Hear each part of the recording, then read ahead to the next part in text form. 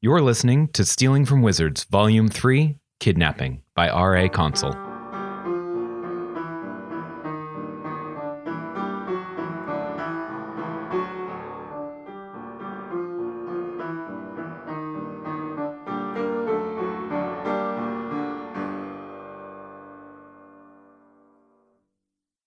Chapter 11. A Grand Tour. Morning came too early for everyone. Kuro failed to sleep well, but many had not even tried. Late-night gossiping, pillow fights, and attempts at romantic rendezvous left the majority of the student body unhappy to greet the sun. The scent of maple butter on fresh scones, however, did lure them out of their downy cocoons. Charlie was angry that she was so well rested while nearly everyone else had stayed up far too late having fun. Arguments from her friends that they would have been happy to stay up with her playing cards or hanging out with the other lodgers fell on deaf ears, as she ardently refused to admit there was a difference between that and the crimes for which she had tried to recruit them. A second helping of syrup-soaked pancakes helped ease her disappointment. Before they had a chance to retreat to their chambers, everyone was marshaled into tour groups. Each year was assigned a night and sent off in different directions for a morning of forced appreciation of the history of art and architecture of the Summer Palace. Each group was also followed by a squad of footmen to ensure the noble kids were kept hydrated and comfortable, and that the rabble didn't pocket anything. The knight assigned to Shadow Kuro was doing double duty as their guide. "I'm Sir Craigleith McCool, Thane of Erie, Knight of the Sun, but you can just call me Craig." He spoke in a casual and disinterested manner that clashed with his title and formal uniform. "I know about you," exclaimed Leif Iverson. "You're the last knight, the setting sun. I can't believe our tour guide is the Copper Knight himself." He was not alone in that opinion, and the class exploded into questions and demands that he recount his legendary adventures. McCool took a deep draw of a stein of tea so laden with cream and sugar that it more closely resembled syrup, and waited for the excitement to die down enough for him to be heard without raising his voice. "Nearly nothing in the novels is real, beyond my name and hair color. I've never rescued a princess or fought an ice giant. I've not so much as seen a dragon, let alone slain one, and the closest I've done to real heroism was rescue a pair of kids from a locked closet. It's just a load of nonsense piling me up with unearned honors. Which I suppose is a good start for our tour, because you're about to see a load of that sort of thing." Without giving them a chance to recover from their disappointment, he waved for them to follow as he wandered into the maze of corridors. He explained the history of the palace as if reading from a card. New Camelot was claimed by the first Queen of Tirnanog in 1612, which makes it the youngest of the three kingdoms. However, it is the fastest growing. New Camelot is the second largest city in the Confederation after Bytown, with a population of nearly 20,000, including strays and other non-wizards. He was interrupted by Marie failing to contain a laugh. "I'm sorry," she apologized genuinely for her outburst. "That's just so tiny, I did not know." Apparently offended at being considered small, Evelyn Lemieux decided to put the Firefly in her place. "Oh, and I suppose your Bland Lansdowne is much bigger, is it? How many people do you have?" Marie failed to be cowed by the mocking tone. "There's over 1 million in Montreal, where I'm from. It's not even a very big city." "There's more than twice that in Detroit," confirmed Sean Cassidy. "Stop inventing numbers," replied Evelyn with finality, then turned back to attend to Sir McCool, indicating that her brief interaction with the lower classes had come to an end. McCool led them through the halls of the palace, sharing stories about objects of particular note, gifts from foreign dignitaries, trophies from royal hunting trips, and masterworks of famous artists. It wasn't clear how he could pick them out from the teeming mass of similar treasures. Perhaps they were his favorites, or there was a system of organization unrecognizable to the uninitiated. Alternately, and this seemed increasingly likely as the tour dragged on, he was making it up as he went. It didn't matter in the least which ornate spear had been gifted by the Tsar of Bouillon, or what particular king had beheaded which particular dragon. The story was the important part, and that any object was deemed worthy to adorn the halls of a palace lent credibility to those tales. Their guide's lackluster delivery, however, seemed to peel some of the gilding from the treasures.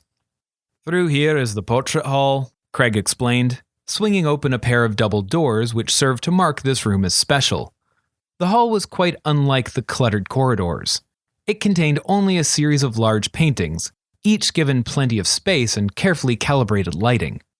The dizzying patterns of the parquet flooring were abandoned, as were the endless tapestries and elaborately woven rugs that crowded the rest of the palace. There wasn't even a table or chairs, despite the room being large enough to hold a feast. There was nothing in the room to distract from or diminish the paintings. The treatment elevated the paintings beyond anything else they'd seen. These were more important than the platinum laurel of Hyperborea or the shattered shield of the vanquished tyrant Dolger of the Dokalfar.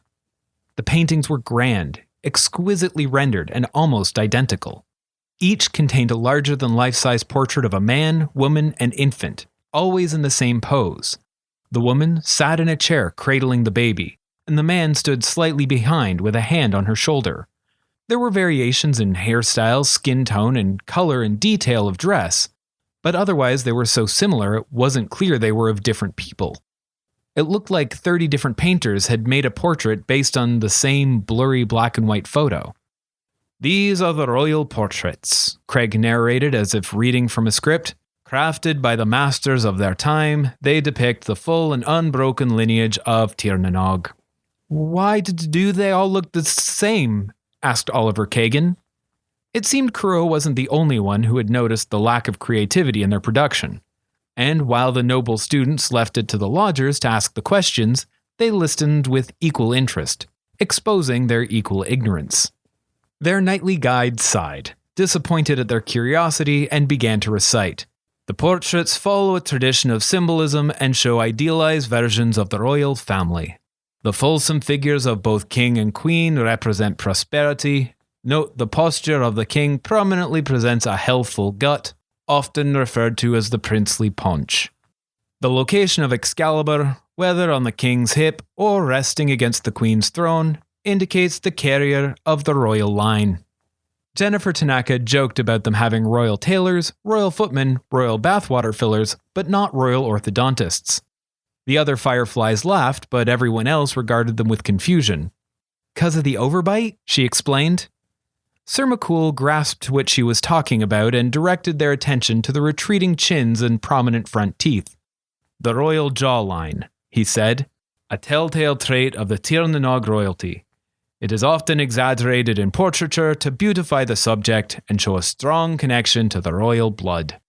Sean Cassidy gave Gregory an accusing scowl. "Is that why you call me princely?" he asked.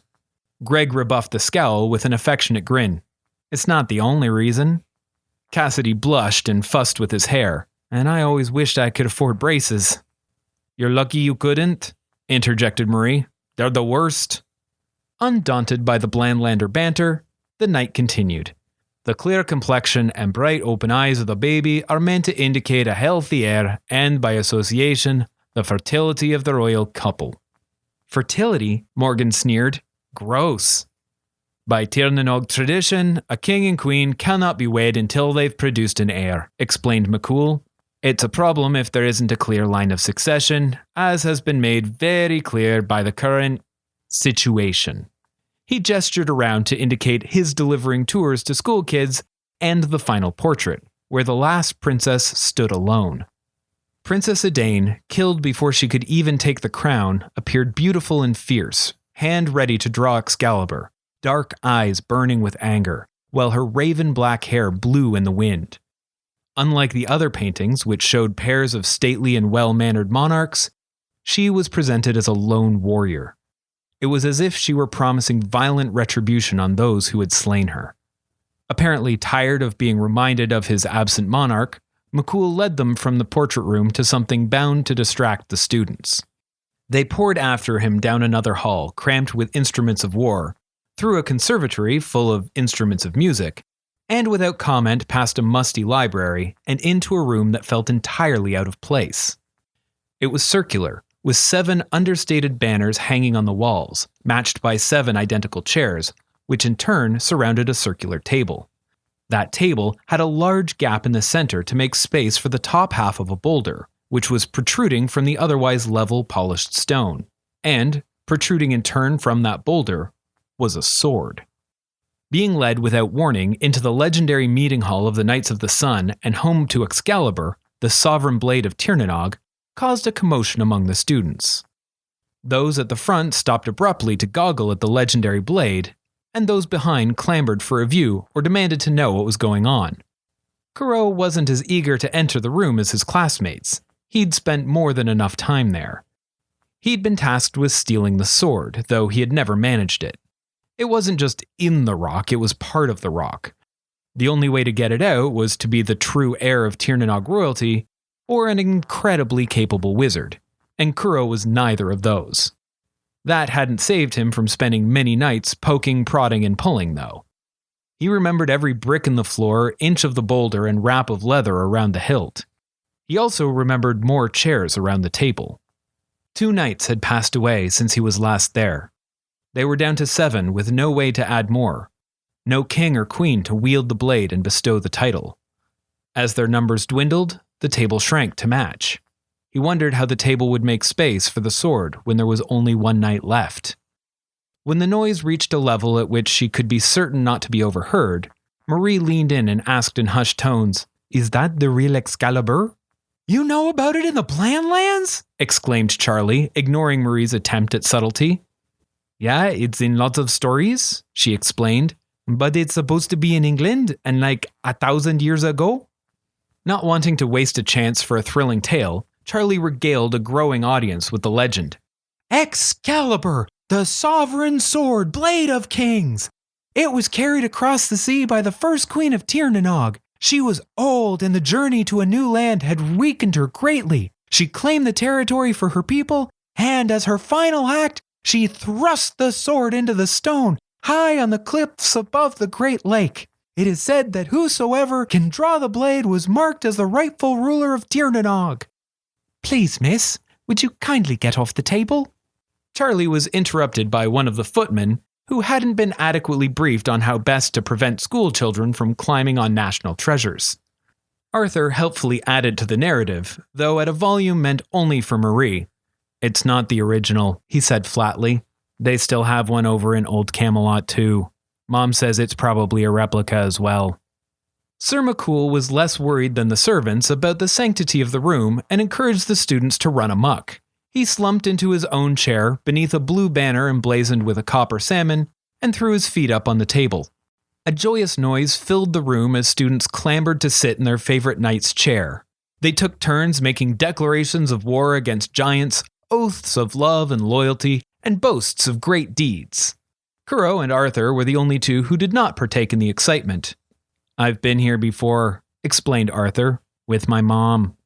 And while he did not join in, he kept a close eye on his mother's chair and silver banner to ensure no damage or disrespect. "Same," said Kuro. 2 pairs of questioning eyes fell on Kuro, those of his roommate and of his warden. He considered whether he'd become too comfortable with his career in burglary.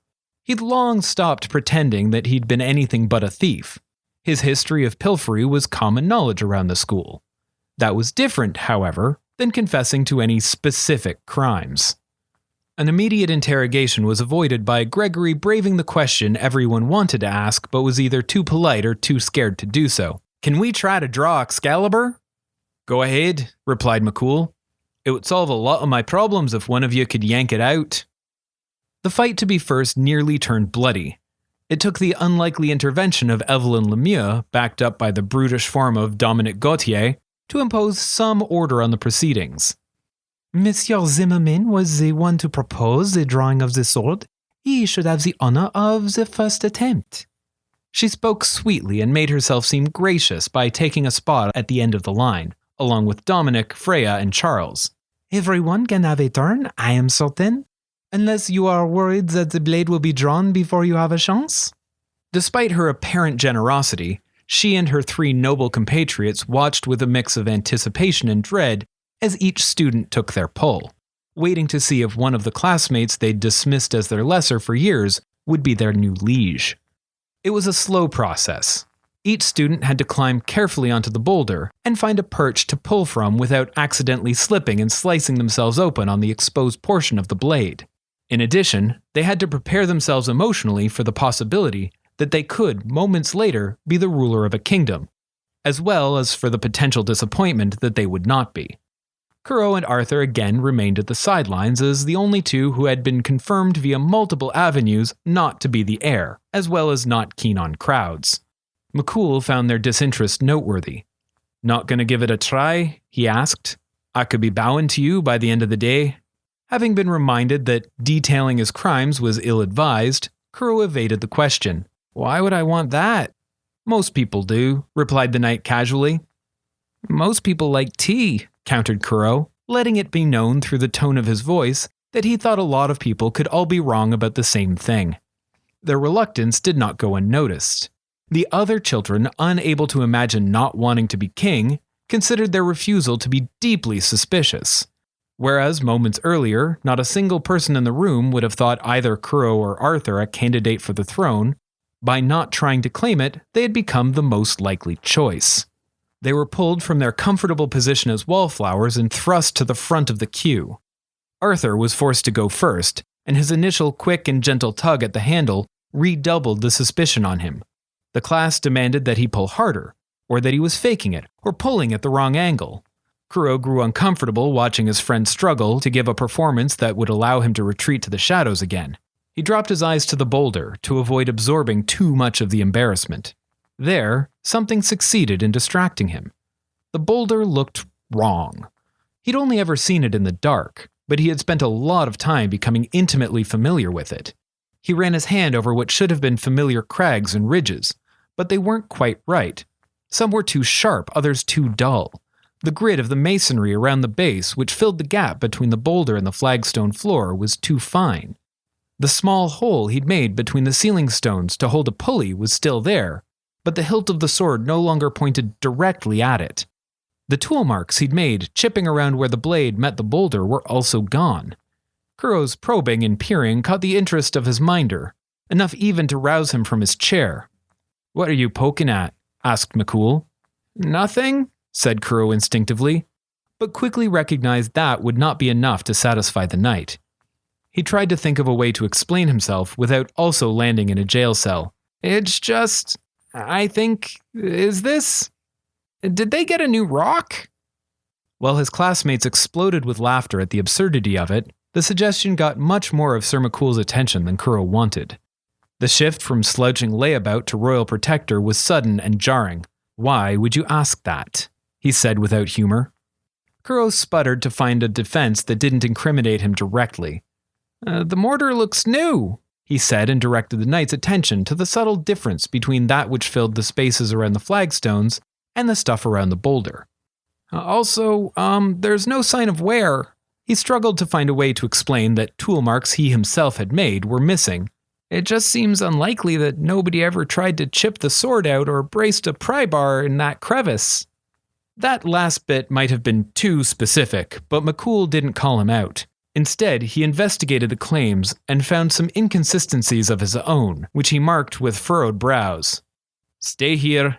Don't touch anything." The sudden reversal from the previous imperative to go ahead and touch absolutely everything was not welcome.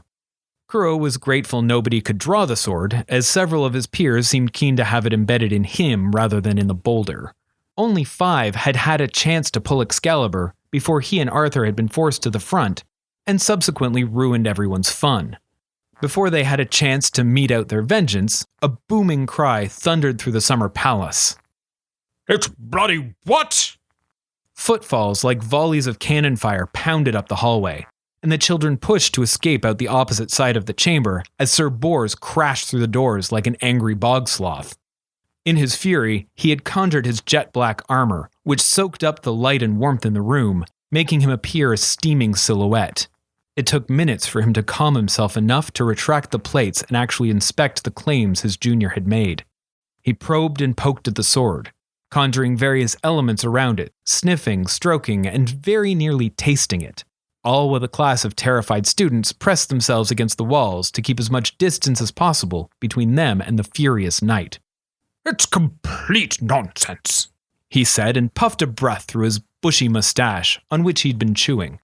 This is definitely Excalibur. The aura is unmistakable.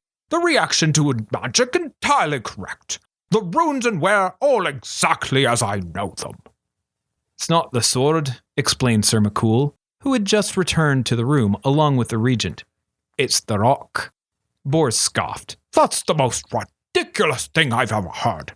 How could such a thing be done right under our noses? What would even be the point of it? Nonsense and drivel, the lot of it. The Black Knight's bluster was crushed by the quiet, wheezing disagreement of the regent. Nonsense and drivel, perhaps, but also true. He scratched at the rock and mortar, following McCool's guidance. At least true enough to cast doubt, and doubt is enough. With all due respect, my lord. Bors did not express said respect in anything but his words. He said it more like a challenge to a duel. This is Excalibur. Nothing else matters. The regent shook his head in the manner of someone weary of being correct, and wearier still of having to explain to those in the wrong. Is it the sword who recognizes a new monarch? He asked. Or is it the stone? Even the suggestion that the stone is a forgery would call into question anyone who drew the blade as the rightful heir. The Black Knight recognized the truth in the regent's arguments and was about to reply, but noticing the room full of teenagers, he held back whatever words he had, instead huffing and gnawing on his mustache. McCool, having maintained a more even temper, took the opportunity to speak. What are we going to do about it? A full and thorough investigation, of course, replied the regent, and gave the sigh of a man being forced to do actual work who wished only for silk pajamas and hot tea. And I suppose it is off limits to the tours. That pronouncement spelled doom for Kuro. Word that the other classes would not be allowed to see, let alone try to draw, Excalibur made him the enemy to everyone except the graduating class of high schoolers. It wasn't that they were ardent defenders of Kuro and his brave honesty. They'd just been through that part of the tour already and had a chance to pull on the sword, so they weren't upset. Many were pleased by the news that the rock was a fake. That meant they could still imagine themselves to be the true heir to the Summer Throne. The fact that Meredith and Belladonna were willing to defend Kuro directly might have been the only reason he wasn't tossed off the nearby cliffs into the lake. Meredith appealed to people's better nature, a plea she found many people agreeable to, given her capacity to tear them in half if needed. Bella, for reasons known only to her, threatened to immolate anyone who touched him. As was tradition, having been saddled with one set of accusations, he was quickly laden with another. This time, Charlie was to blame. "We had to stop just before you drew the sword," she said loudly as they walked between the armory and the baths. "I wonder what would have happened if you got your turn." That comment was a drop on a pond whose ripples expanded to fill an ocean of speculation. How had he noticed? Had he made the changes to avoid pulling the sword? Did he know something? Was he the lost heir to the Summer Throne? There were more theories than students, and his inability to answer questions in any detail only added to the rumors. His vague and hesitant responses were taken as evidence, where in truth he was just unwilling to confess to crimes and unable to speak about his master. By lunch, the whole school had decided that Kuro was both the villain responsible for the forgery and the heir to the throne. Some had even taken to calling him Your Highness, but their words were drenched in derision. It wasn't clear anyone fully believed either of those things, as he was neither caged nor crowned, only interrogated and accused. Gossiping about him was merely a way to pass the time between stops on the tour. "It is better for people to think that you're a king than a thief, right?" Marie tried to comfort Kuro. She'd joined him at the most secluded table in the lunch hall, which was an entirely separate room from the breakfast hall, the dinner hall, and the feast hall. "I'm not so sure," Kuro said. "At least I really am a thief, and being king seems terrible." Marie was unconvinced. "You'd get to live here," she suggested. "You'd have to live here," Kuro countered. Marie laughed at him. "You don't want to live in a palace?" "Who would?" Marie's raised eyebrow and crossed arms told him that she might consider it if offered. There's too much stuff and so much space, he explained.